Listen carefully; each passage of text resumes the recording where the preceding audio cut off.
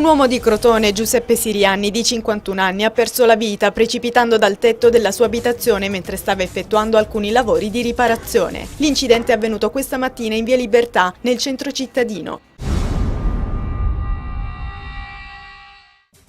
Il magistrato Romano De Grazia è intervenuto a Crotone nell'aula magna del liceo classico Pitagora per illustrare i contenuti della legge Lazzati, che impedisce ai sorvegliati speciali di fare campagna elettorale. In particolare il magistrato, oggi in pensione, si è appellato alla prefettura chiedendo di sorvegliare la campagna elettorale in corso. L'Unione degli Studenti della provincia di Crotone ha organizzato stamattina un corteo di protesta contro il nucleare e la privatizzazione dell'acqua. Anche a Cosenza una rappresentanza dei comitati referendari è stata in prefettura per manifestare contro il tentativo di scippo dei referendum da parte del governo.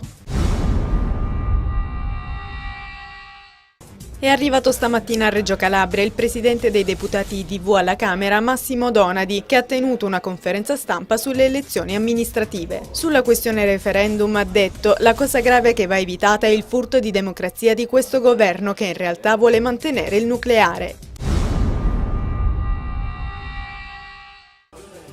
Il Super Enalotto bacia Cosenza, un 6 da 47 milioni di euro è stato centrato nella tabaccheria Parise in Corso Mazzini. Sono veramente felice, ha detto uno dei titolari della rivendita, Natalino Parise. Stamattina al via i festeggiamenti nella tabaccheria. Sull'identità del vincitore nessuna idea.